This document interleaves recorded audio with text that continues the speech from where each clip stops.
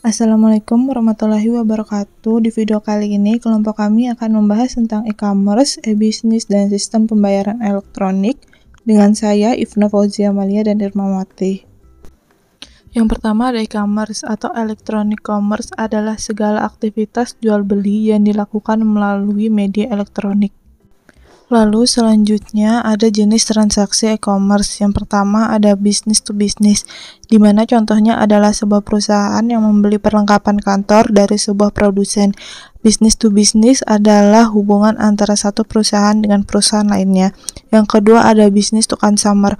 Pada umumnya pelanggan business to consumer hanya mengecer, contohnya transaksi yang dilakukan dari suatu toko online. Lalu yang ketiga ada customer to customer, di mana transaksi online antara dua individu, contohnya menjual barang bekas ke orang lain yang membutuhkan melalui internet.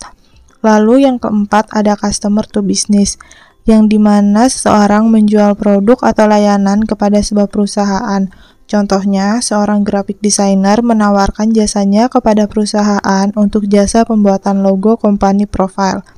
Lalu yang kelima ada business to public administration, di mana pelakunya adalah bisnis dan lembaga pemerintah. Contohnya adalah jasa pembuatan website untuk sistem administrasi online. Lalu yang terakhir ada customer to public administration, di mana transaksi dilakukan oleh individu dan lembaga pemerintahan. Jenis transaksi yang terjadi biasanya berbentuk jasa. Lalu selanjutnya ada contoh e-commerce. Yang pertama dari contoh e-commerce business to business. Yang pertama ada Electronic City yang menjual perlengkapan elektronik kantor dan rumah tangga. Lalu yang kedua ada Ralali yang di samping peralatan kantor dan rumah tangga juga menjual peralatan industri, restoran, dan pertanian. Lalu yang ketiga MBIS, sama seperti Ralali tetapi juga menyediakan jasa seperti housekeeping dan perbaikan dinding. Lalu yang kedua ada business to consumer. Contohnya Lazada, Bibli, dan Shopee. Yang ketiga, customer to customer. Contohnya OLX, Tokopedia, dan Kaskus. Yang keempat, customer to business. Contohnya Freelancer, Upwork, dan iStack. Lalu yang kelima ada business to public administration. Contohnya yang pertama ada Clue menyediakan perangkat lunak untuk membantu kinerja perusahaan dan lembaga pemerintah, termasuk sistem administrasi kendaraan dan aplikasi analitik. Yang kedua adalah Asela yang membantu pemerintah melakukan administrasi publik dengan konsep software as a service. Lalu yang keenam ada customer to public administration. Contohnya adalah individu yang membayar iuran BPJS secara daring. Lalu selanjutnya ada marketplace. Marketplace adalah platform yang menjadi perantara antara penjual dan pembeli di internet. Marketplace sendiri bertindak sebagai pihak ketiga dalam transaksi online dengan menyediakan tempat berjualan dan fasilitas pembayaran. Oke, selanjutnya saya akan menjelaskan tentang e-business. E-business atau electronic business adalah kegiatan transaksi atau jual beli. Bisnis ini dilakukan menggunakan perangkat elektronik atau internet, serta perusahaan dapat berinteraksi dengan customer, supplier, ataupun juga rekan bisnis. Selanjutnya bentuk-bentuk e-business. Yang pertama di sini ada consumer to consumer atau C2C, merupakan sistem komunikasi serta transaksi bisnis antar konsumen untuk dapat memenuhi kebutuhan tertentu pada saat tertentu. Karakteristik C2C antara lain yaitu yang pertama yaitu transaksi yang dilakukan hanya antar konsumen saja.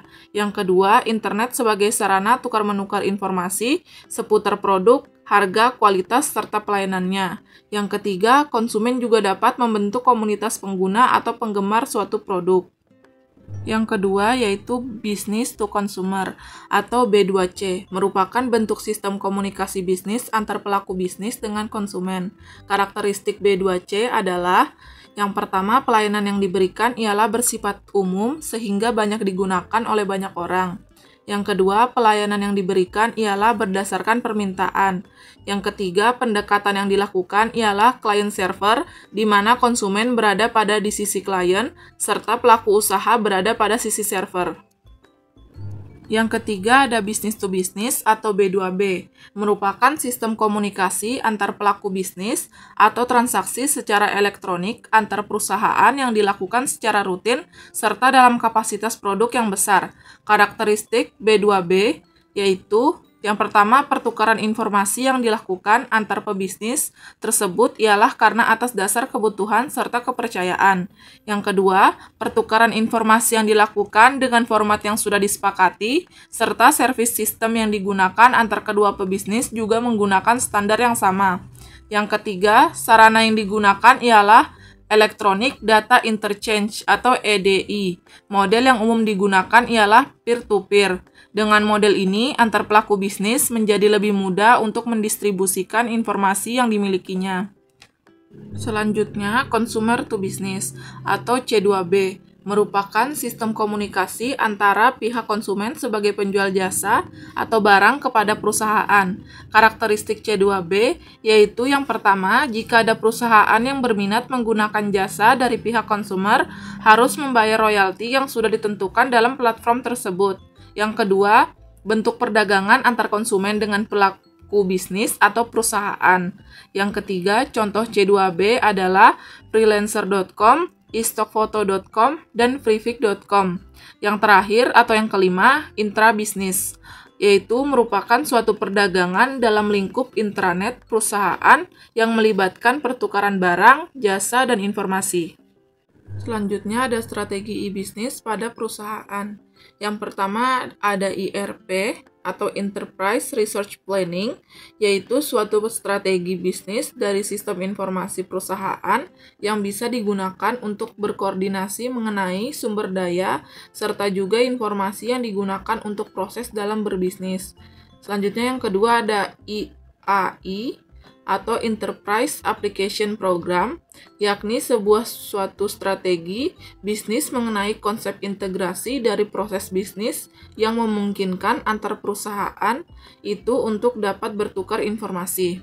Yang ketiga ada CRM atau Customer Relationship Management, ialah salah satu strategi bisnis dari layanan dan perangkat lunak atau software yang didesain untuk bisa meningkatkan keuntungan serta juga kepuasan para konsumen. Yang terakhir atau yang keempat, SCM atau Supply Chain Management merupakan suatu strategi manajemen mengenai rantai supply yang dengan secara otomatis akan terkomputerisasi. Selanjutnya, sistem pembayaran elektronik, yaitu sistem pembayaran alternatif yang memudahkan konsumen melakukan pembayaran melalui jaringan atau internet. Dalam sistem pembayaran elektronik, semua data pembayaran terdigitalisasi. Ada banyak daftar layanan pembayaran digital berupa e-money, yaitu yang pertama ada GoPay. GoPay merupakan sebuah layanan berbentuk finansial teknologi yang dimiliki oleh Gojek. Yang kedua ada OVO. OVO menyediakan layanan pembayaran digital yang memungkinkan penggunanya untuk melakukan transaksi dengan mudah dan cepat menggunakan smartphone. Beberapa layanan yang ditawarkan oleh OVO antara lain pembayaran di berbagai merchant, transfer uang, top up pulsa, dan paket data, pembayaran tagihan listrik, air, serta telepon. Oke, sampai di sini aja presentasi dari kelompok kami. Kurang lebihnya mohon dimaafkan. Wassalamualaikum warahmatullahi wabarakatuh. Terima kasih telah menonton. Jangan lupa like, comment, share, and subscribe.